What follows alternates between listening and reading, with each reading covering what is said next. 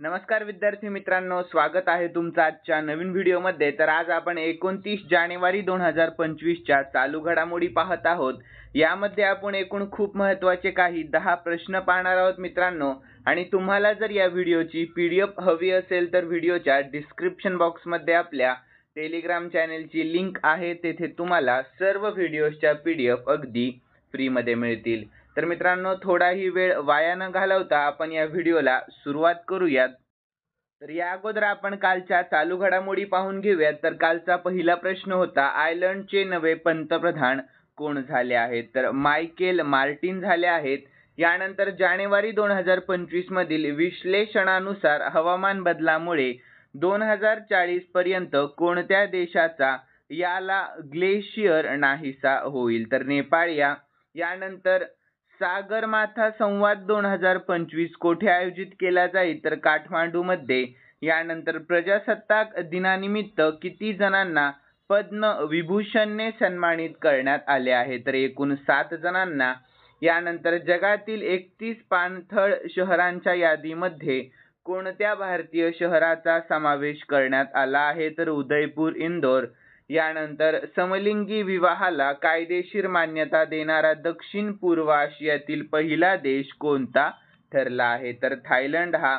यानंतर भारतातील पहिली खाजगी सेमीकंडक्टर उत्पादन सुविधा कोणत्या राज्यात सुरू झाली? तर आंध्र प्रदेश या राज्यामध्ये।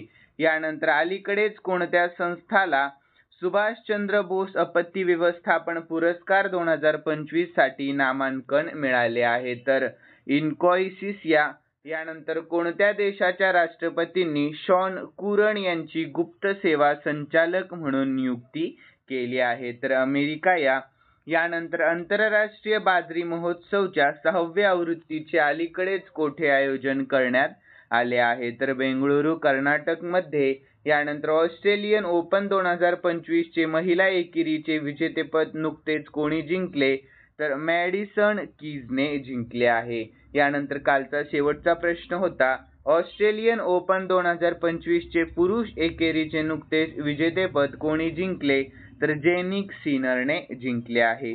यानंतर विद्यार्थी मित्रांनो, आपण आजच्या चालू घडामोडी पाहून घेऊयात। आणि आजचा पहिला प्रश्न असणार आहे, अलीकडेच कोणता देश पहिली मानवयुक्त पाणबुडी अंडर वॉटर सबमर्सिबल लॉन्च करणार आहे? तर याचे योग्य उत्तर ऑप्शन डी आपला भारत देश करणार आहे। तर याविषयी आपण शॉर्टमध्ये महत्त्वाची माहिती पाहून घेऊयात। तर भारत डीप ओशन मिशन अंतर्गत समुद्रात 500 मीटर खोलीवर आपले पहिले मानवयुक्त सबमर्सिबल चालवेल। यानंतर भारतातील प्रथम, यावर आपण चालू घडामोडी महत्त्वाच्या पाहून घेऊयात। तर उबरने भारतातील पहिली जलवाहतूक सेवा कोठे सुरू केली? तर श्रीनगर मध्ये। यानंतर पुढील प्रश्न, तर भारतातील पहिली नाईट सफारी कोठे बनवली जात आहे? तर लखनौ मध्ये। यानंतर भारतातील पहिल्या ग्रीन हायड्रोजन इंधन केंद्राचे नुकतेच उद्घाटन कोठे झाले? तर लेह लडाख मध्ये। यानंतर भारतातील पहिल्या स्वयंशक्तीवर चालणाऱ्या इंडोर एअर क्वालिटी मॉनिटरचे अनावरण करण्यात आले, तर त्याचे नाव काय आहे? तर पवना चित्र असे आहे। यानंतर भारतातील पहिले सौर शहर कोणते? तर सांची हे। यानंतर भारतातील पहिले पाणथळ शहर उदयपूर। यानंतर भारतातील पहिले ट्रॅफिक लाईट फ्री शहर आहे कोटा।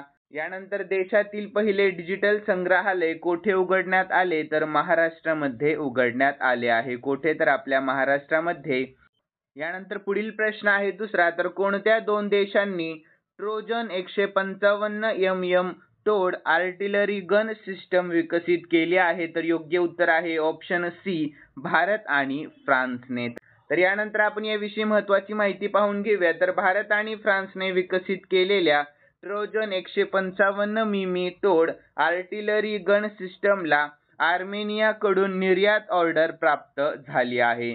यानंतर लार्सन अँड टुब्रो म्हणजेच L&T आणि KNDS फ्रान्स यांनी संयुक्तपणे विकसित केलेली आणि भारतामध्ये उत्पादित केलेली ही 155 mm 52 Calibri top gun system आहे।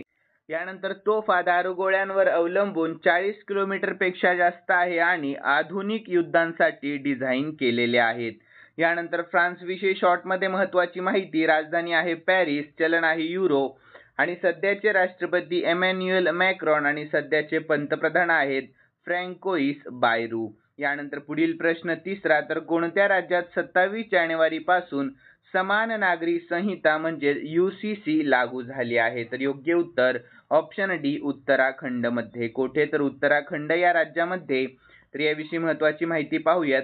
तर समान नागरी संहिता म्हणजे काय? तर याद्वारे वैयक्तिक कायदे रद्द करून सर्वांसाठी समान कायदे करण्याची तरतूद आहे. म्हणजेच उत्तराखंडमध्ये राहणाऱ्या प्रत्येक नागरिकासाठी वैयक्तिक बाबतीत समान कायदा असेल, मग तो कोणत्याही धर्माचा किंवा जातीचा असो. उदाहरणार्थ, वैयक्तिक कायद्यानुसार मुस्लिम पुरुष 4 वेळा लग्न करू शकतात, परंतु हिंदी विवाह कायद्यानुसार पहिली पत्नी असतानाही दुसरी पत्नीशी लग्न करणे हा एक गुन्हा आहे.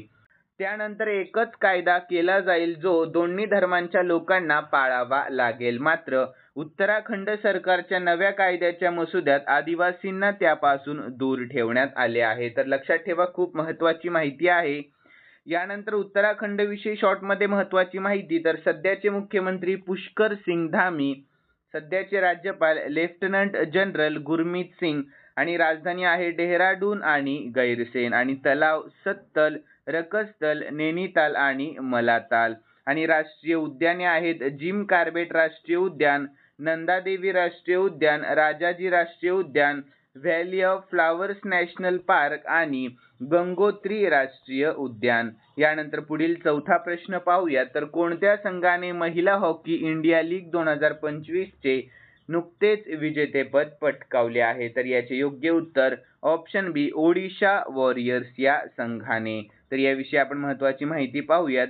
तर ओडिशा वॉरियर्सने रांची मधील JSW सुरमा हॉकी क्लबवर 2-1 असा विजय मिळवून उद्घाटन महिला HIL विजेतेपद पटकावले आहे. यानंतर सर्वोत्कृष्ट गोलरक्षक आहे सविता पुनिया आणि आगामी स्पर्धेतील सर्वोत्तम खेळाडू आहे सोनम. यानंतर सर्वोच्च स्कोअर EB जेन्सन यांनी केला. यानंतर स्पर्धेतील सर्वोत्कृष्ट खेळाडू होत्या ज्योती. ठीक आहे मित्रांनो, लक्षात ठेवा. यानंतर पुढील प्रश्न आहे 5वा. तर रिलायन्स इंडस्ट्री जगातील सर्वात मोठे डेटा सेंटर कोणत्या राज्यात बांधणार आहे? तर योग्य उत्तर ऑप्शन बी गुजरात या राज्यामध्ये बांधणार आहे. तर याविषयी महत्त्वाची माहिती पाहूयात. तर रिलायन्स इंडस्ट्रीज गुजरातमधील जामनगर येथे जगातील सर्वात मोठे डेटा सेंटर तयार करणार आहे. तर या महत्त्वाकांक्षी प्रकल्पांमध्ये भारताच्या डिजिटल पायाभूत सुविधांमध्ये क्रांती घडवून आणण्याची क्षमता आहे. तर 1 गिगावॅट क्षमतेचे हे केंद्र जगातील सर्वात मोठे डेटा सेंटर असेल. यानंतर गुजरात विषयी शॉर्टमध्ये महत्त्वाची माहिती पाहूयात.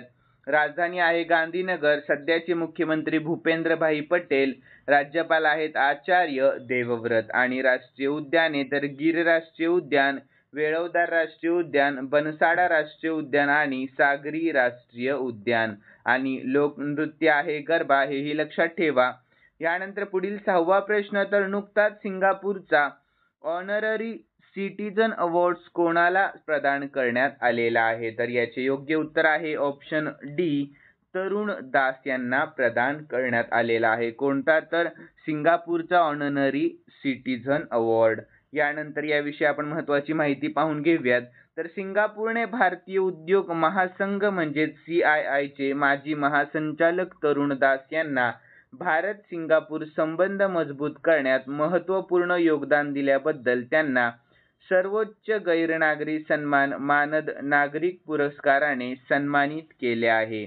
यानंतर पुढील प्रश्न आहे 7वा. तर अलेक्झांडर लुकाशेंको कोणत्या देशाचे नुकतेच राष्ट्रपती बनले आहे? तर योग्य उत्तर ऑप्शन डी बेलारूस या देशाचे. कोणत्या? तर बेलारूस या. तर यानंतर आपण याविषयी महत्त्वाची माहिती पाहून घेऊया. तर सुव्यवस्थित निवडणुकीत अलेक्झांडर लुकाशेंको यांना 86.82% मते मिळाली. त्यानंतर त्यांच्या जवळच्या प्रतिस्पर्ध्याला 3.21% मते मिळाली आहेत. यानंतर आपण बेलारूस विषयी शॉर्टमध्ये महत्त्वाची माहिती पाहूया. तर राजधानी आहे मिन्स्क, चलन आहे बेलारशियन रूबल आणि सध्याचे राष्ट्रपती आहेत अलेक्झांडर लुकाशेंको. यानंतर पुढील प्रश्न आहे 8वा. तर ऑस्ट्रेलियाच्या हॉल ऑफ फेम मध्ये कोणत्या माजी खेळाडूचा समावेश करण्यात आलेला आहे? तर योग्य उत्तर ऑप्शन सी मायकेल क्लार्क यांचा. कोणाचा? मायकेल क्लार्क यांचा.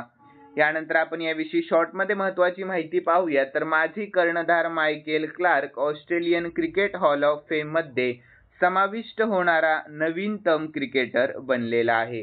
तर या यादीमध्ये समाविष्ट होणारा तो 64वा क्रिकेटपटू ठरलेला आहे, हेही लक्षात ठेवा. यानंतर 9वा प्रश्न आहे. तर सरकारने कोणत्या वर्षापर्यंत 10,000 GI टॅगचे लक्ष्य ठेवले आहे? तर योग्य उत्तर ऑप्शन सी 2030 या वर्षापर्यंत. तर याचे योग्य उत्तर ऑप्शन सी हे असणार आहे. तर याविषयी महत्त्वाची माहिती पाहूया. तर भारत सरकारने 2030 पर्यंत भारतीय उत्पादनांसाठी 10,000 भौगोलिक संकेत म्हणजेच GI टॅगचे लक्ष्य ठेवले आहे. तर department for promotion of industries and internal trade म्हणजेच DPIIT नुसार आत्तापर्यंत 605 भारतीय उत्पादनांना GI टॅग जारी करण्यात आलेला आहे. तर GI टॅग मिळवणारे पहिले भारतीय उत्पादन 2004 मध्ये दार्जिलिंग चहा होते, हे लक्षात ठेवा. यानंतर 10वा प्रश्न आहे. तर अलीकडे KM चेरियन यांचे निधन झाले, तर ते कोणत्या क्षेत्राशी संबंधित होते? तर योग्य उत्तर ऑप्शन ए औषध क्षेत्राशी संबंधित होते. कोण? तर KM चेरियन. ठीक आहे मित्रांनो. तर यानंतर आपण याविषयी शॉर्टमध्ये महत्त्वाची माहिती पाहूया. तर जगप्रसिद्ध हृदयरोग तज्ज्ञ डॉक्टर KM चेरियन यांचे नुकतेच बेंगळुरू येथे निधन झाले, तर ते 82 वर्षाचे होते. तर डॉक्टर KM चेरियन यांनी भारतामध्ये प्रथमच रुग्णांवर हृदय फुफ्फुस प्रत्यारोपण करण्याचा पराक्रम केला होता.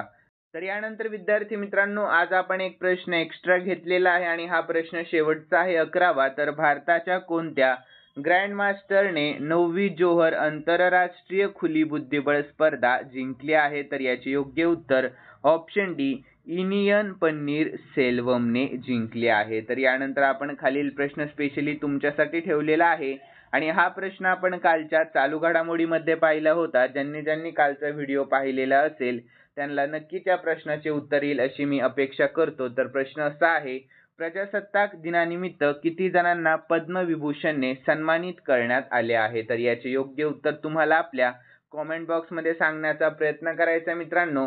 आणि तुम्हाला जर आजचा व्हिडिओ आवडलेला असेल तर नक्कीच या व्हिडिओला लाईक करा आणि सबस्क्राईब करायला अजिबात विसरू नका. तर चला भेटूयात नवीन व्हिडिओमध्ये. धन्यवाद.